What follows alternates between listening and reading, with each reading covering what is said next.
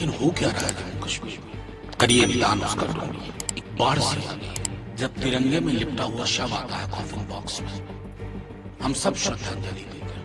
आज तक संसद को पता नहीं चला कि पुलवामा पर क्या हुआ।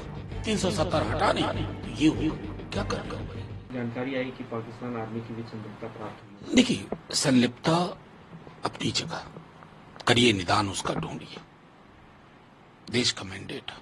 लेकिन हो क्या रहा है जम्मू कश्मीर में? लगातार मैं आपसे आग्रह करूंगा, और आप स्वयं आप लोग जानते हैं, बीते 4-5 महीनों में एक बाढ़ सी आ गई है। मैं बार बार कह रहा हूं, जब जवान की शहादत होती है ना, जब तिरंगे में लिपटा हुआ शव आता है कॉफिन बॉक्स में, हम सब श्रद्धांजलि देते हैं। फिर उसके बाद संसद तक पर में उससे चर्चा नहीं होती है। आज तक संसद को पता नहीं चला कि पुलवामा पर क्या हुआ था। क्या देश को जानने का अधिकार नहीं है? जिन जवानों की शहादत होती है, उनके परिवार में शहादत की तस्वीर रह जाती है शहीद की। वो कहानियां हम एड्रेस नहीं कर पा रहे हैं। ये फेलियर है हमारी सेंट्रल गवर्नमेंट का। मैं तो देखता हूं, सीने पे ठोक ठोक के बोल देते 370 हटा नहीं तो ये होगा। क्या कर रहे हो भाई? कहां हो? क्या पहलकदमियां हैं? दुख का विषय। सर, नीति आयोग की मीटिंग चल रही है, ममता बनर्जी पहुंची हुई हैं। इंडिया अलायंस की तरफ से कहा गया था कि कोई सीएम नहीं जाएगा, कांग्रेस की भी कोई सीएम नहीं है। उधर वो कह रही है कि पुरानी कमीशन को वापस लाना चाहिए। ये पूरे घटनाक्रम को आप क्या से देख रहे हैं? देखिए, अब इसमें मैं समझता हूं बीजेपी को अगर ये लग रहा हो कि इंडिया ब्लॉक में कोऑर्डिनेशन नहीं है तो they are mistaken. Episodic coordination और ना कोऑर्डिनेशन का होना एक अलग मसला है, लेकिन मर्म में हम सब इकट्ठा हैं। नीति आयोग है क्या भाई? एक एकेडमिक एक्सरसाइज के लिए प्रधानमंत्री जी ने एक बॉडी बना दी। इसका हासिल क्या? 0/0, 0/सन्नाटा। प्लानिंग कमीशन से क्या दिक्कत है? सिर्फ इसलिए ना कि नेहरू के जमाने से वो था, तो नेहरू के जमाने की तो बहुत सारी चीजें आप ढो रहे हैं। मजबूरी है आपकी। पार्लियामेंट्री डेमोक्रेसी नेहरू के इमेजिनेशन के बगैर नहीं चलेगी। चाहे वो आप तीसरा टर्म ले लें, मैथमेटिकल रियलिटी से हकीकत नहीं बदलती है। हकीकत बदलेगी जब आप पहलकदमियां क्या ठोस लेते हैं, और वहां मैं नीति आयोग को फेलियर मानता हूं। It's a failed idea.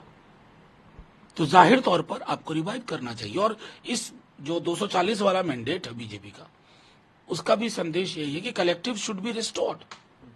Sir, Agniveer को लेकर आप लोग इतना ज्यादातर राज्यों में अग्निवीर जो स्कीम है उसके लोगों को रिजर्वेशन की बात कह रही है। कल उन्होंने इस बात का जिक्र किया।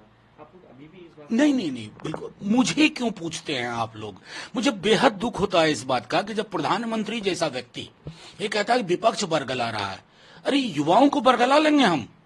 इतनी हमारी हैसियत नहीं है। कभी प्रधानमंत्री जी सीधा संवाद असल में नहीं करते।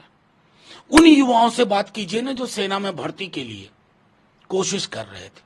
सेना कैसा सोचती थी अग्निवीर के बारे में? जो पोटेंशियल रिक्रूटमेंट के लिए तैयारी, वो क्या सोचते थे? प्रधानमंत्री जी, आप अभी भी नहीं समझ पा रहे हैं। ये मैंडेट आपको सुनने के लिए दिया गया है। Develop the art of listening. आप सुनाते बहुत हैं प्रधानमंत्री जी, सुनते बिल्कुल नहीं है। सुनिए, आपका भी भला होगा, देश का भी भला होगा। और ये आपने जो शुरू किया ना फोर्सेस से, सीआईएसएफ, सीआरपीएफ, 10% हम 10%, ये आपका डैमेज कंट्रोल एक्सरसाइज है। ये नहीं चलेगा। अपने राज्यों के मुख्यमंत्रियों को खड़ा कर रहे हैं 10%, डैमेज कंट्रोल नहीं। Do away with this idea. This is a mindless idea. आप अपनी सेना के साथ खिलवाड़ कर रहे हैं। क्यों भाई? किसने ये सलाह दी थी? मैं तो उस महानुभाव को देखना चाहता हूं इस तरह के सलाह लेके कि, और सरकार उस पर काम कर रही है। असल में पूरी की पूरी सरकार जो है ना, ये व्हाट्सएप फॉरवर्ड पे चल रही है, और ये इस सरकार की सबसे बड़ी इनकी निर्णयों में जो कमी है इस वजह से। सर, 30 जुलाई को आप लोग क्या प्रदर्शन करेंगे जंतर मंतर में? क्या आम आदमी पार्टी की तरफ से तो कह दिया गया है कि केजरीवाल नहीं, वो उस पर चर्चा है, और जाहिर तौर पर केजरीवाल जी व्यक्ति और प्रतीक दोनों हैं। ये लोग कर क्या रहे हैं? कल हमारे मित्र संसद में खड़े हुए, उनको कह रहे थे जेल भेजो जेल भेजो। तो ये जो एक पूरी डेमोक्रेसी के नाम पर डिक्टेटरशिप की कवायद है, इसको झटका तो देना पड़ेगा। और जब जनता सड़कों पे आती है ना, तो संसद भी अपना बहरापन छोड़ देती है।